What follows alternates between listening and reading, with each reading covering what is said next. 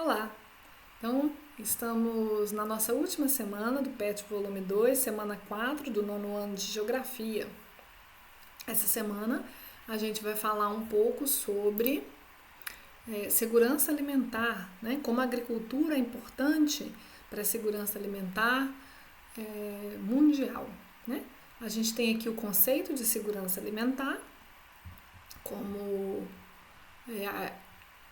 o acesso, né, o direito de todos ao acesso regular e permanente de alimentos de qualidade em quantidade suficiente, sem comprometer o acesso a outras necessidades essenciais, tendo como base práticas promotoras da saúde que respeitem a diversidade. Né? De acordo com o que foi estudado, qual a importância da agropecuária no mundo hoje? A agropecuária ela sempre foi indispensável, né, na história da civilização humana. A agricultura é que nos alimenta, né, nos provém grande parte dos recursos para que a gente viva no nosso dia a dia. Então a agricultura, a importância dela é indiscutível, pois ela produz os elementos para o nosso sustento e para o nosso dia a dia. E ela é tão importante em vários outros ramos que eu queria explicar aqui para vocês. Ó. O papel fundamental da agricultura no mundo atual. Esses aqui são os 17 Objetivos do Desenvolvimento Sustentável, criados pela ONU. Né? E aí a agricultura permeia quase todos esses objetivos. Para a gente conseguir um mundo sustentável e a promoção de desenvolvimento para a maioria das nações, a agricultura ela tem um papel chave nisso. Como? Para erradicar a pobreza, criando práticas agrícolas sustentáveis, e que permitam, né, levando inclusive tecnologias agrícolas para o campo, para áreas mais carentes, que não conseguem produzir, que os trabalhadores têm que migrar para cidades, vivendo ainda, se mantendo na pobreza, ou vivendo na pobreza sem produzir em áreas que poderiam ser produtivas, né, a gente pode contribuir nessa erradicação da pobreza, né, levando tecnologias para que áreas que não são produtivas consigam produzir. Né? Isso também contribui para a erradicação da fome e de uma agricultura sustentável. Promover o sucesso produtivo com práticas agrícolas sustentáveis em diversas regiões do mundo. Por quê? Transportar o alimento por grandes distâncias, produzir em outras áreas, tudo isso é caro, encarece o alimento, tornando ele cada vez mais inacessível a algumas camadas da população. Se eu busco desenvolver as regiões, desenvolver o potencial de agricultura de cada região e não ficar, né, realizando esse comércio de longa distância, o custo dessa produção vai ser menor e eu vou conseguir, né, suprir essa questão da fome, principalmente se for utilizado práticas sustentáveis, práticas que não degradem o meio ambiente, que conservem o meio ambiente, porque senão você vai ter outros problemas. Né? Saúde e bem-estar, a gente sabe a importância da comida, do alimento saudável, livre de agrotóxicos, de pesticidas, né? Como que isso é importante. Então, práticas agrícolas sustentáveis, orgânicas, são muito positivas nesse quesito. Educação e qualidade, ações contra a mudança do clima, a agricultura também ela é central, água potável e vida na água, a agricultura usa muita água, né? Ela tem um potencial também, se não for feita adequadamente, de poluir os cursos d'água com agrotóxicos, né? Vestígios de agrotóxico, entre outros. Né? Então a agricultura ela é fundamental para o desenvolvimento sustentável humano, né? Ela é chave. Né? Por isso a gente tem que repensar o nosso modelo de agricultura, um modelo que gere menos degradação da natureza, dos ambientes naturais. Em sua opinião, a fome está relacionada à falta de alimentos ou à incapacidade de produzi-los e distribuí-los? Explique. Embora seja a sua opinião, né, cada um vai colocar o que pensa, mas é fato que a fome no mundo não é um problema técnico. Né? Ela não se deve à incapacidade de produzir alimentos. A gente produz mais alimentos, inclusive, do que a gente necessita. Desperdiça quantidades imensas de alimentos no mundo. Porém, alimento é uma mercadoria. E como mercadoria, se revela por que da fome. Né? nem todo mundo tem dinheiro para comprar, né? Se todo mundo não tem dinheiro para comprar, muitos vão ficar aí com fome, né? A distribuição é um fator-chave, né? Muitas regiões não desenvolvem a sua agricultura, precisam importar de países ricos, de outras regiões, a comida. A importação, a gente sabe que ela é cara, que ela vai encarecer o produto, né? E dificulta, sim, o problema da fome.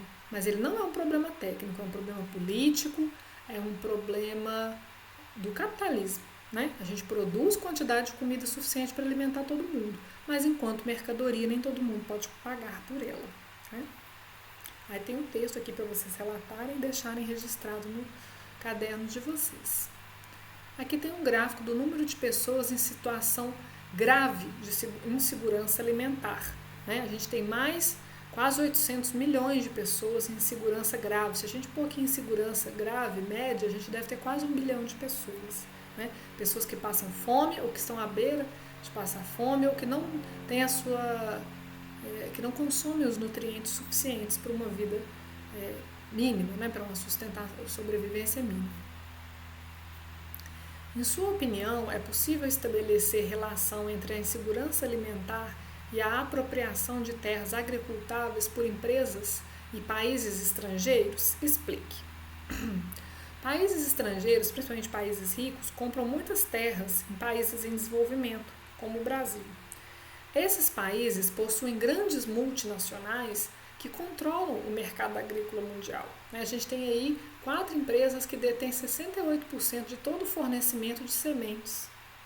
71% outra empresa controla toda a venda de pesticidas e defensivos agrícolas, né? Então, o mercado agrícola tem ficado na mão de poucas empresas que têm as terras, os defensivos agrícolas, as sementes, a tecnologia dos transgênicos e etc, né? Como que a gente faz se todas as nossas fichas estão na mão de só um grupo? O que ele produzir é o que a gente vai ter e o preço que ele colocar é o que a gente vai ter que aceitar. Outra coisa, esses grandes negócios agrícolas, eles não cultivam o que o povo consome no seu dia a dia, né? O que eles cultivam em geral são grãos para exportação, grãos que alimentam gado, que alimentam animais, né? Ou os alimentos deles são usados para produzir alimentos ultraprocessados com pouco valor nutricional, né? Com pouco valor nutricional, que inclusive fazem mal à saúde humana, né? Então é um grande risco desse monopólio dessas grandes empresas do setor agrícola e de terras no nosso país, né? Isso pode dificultar a nossa alimentação no futuro, por eles ditarem os preços, por eles possuírem todas as terras cultiváveis e deter a posse dos defensivos e dos insumos agrícolas, ok?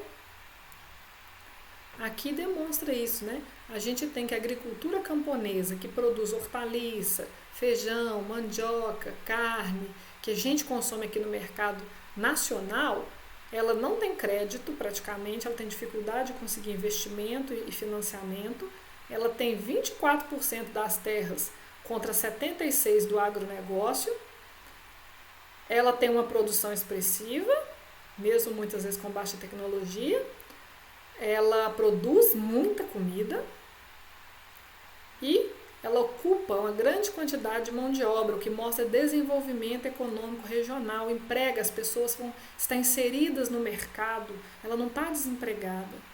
Já o agronegócio não emprega quase ninguém, produz pouca comida, porque ele produz muita ração, muito grão que vai ser usado entre, diversas outras formas, mas ele possui grandes terras e quase todo o investimento vai para eles, né?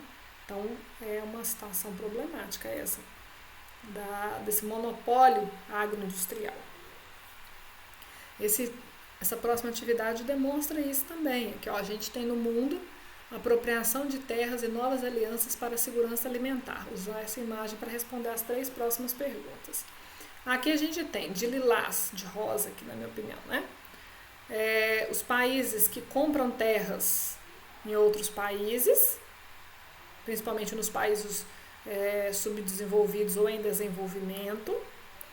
De verde, a gente tem o alvo dos países lilás, o lugar onde eles querem comprar terras de verde. De marrom aqui, a gente tem países que tanto compram como são alvo da compra, mas que também compram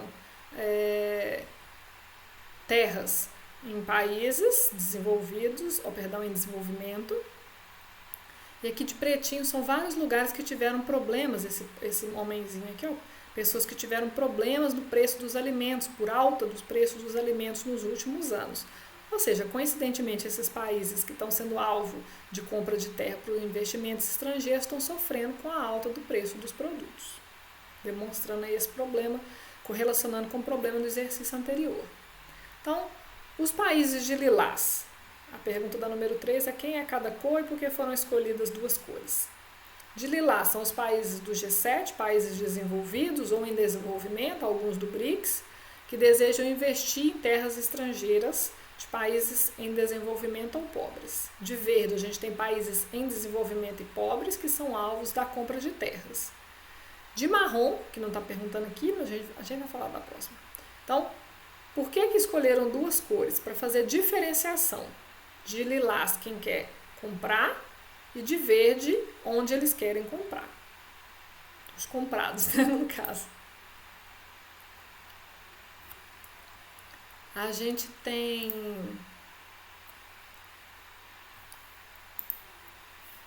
na número 4, né? Com base na observação, é correto afirmar que o emprego do tom lilás e verde está relacionado à variável visual valor? Justifique a sua resposta.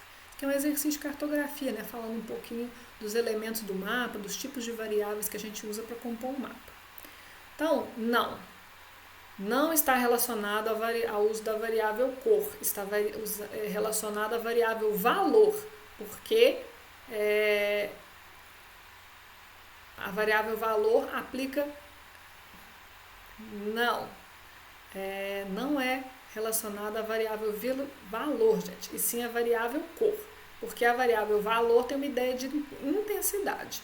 E lá a gente já falou no último exercício que a ideia era diferenciação. Aí vamos ver aqui por quê.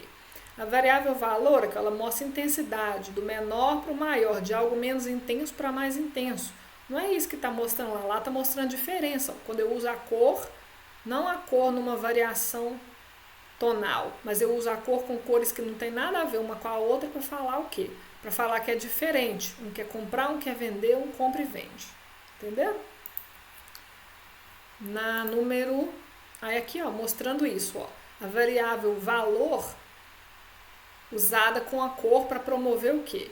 Menos analfabetos, mais analfabetos. A intensidade, quanto mais por marrom, mais analfabetos. Aqui eu não sei se é água ou se é climatologia, mas aqui, ó, também intensidade, do menos intenso até o azul mais intenso. Os mapas de hipossometria, relevo, também trazem isso, ó. O verde geralmente são as áreas mais baixas, depois vai variando de um marrom, de um amarelo claro até um marrom bem escuro, para revelar o quê? Que está aumentando a altitude, né?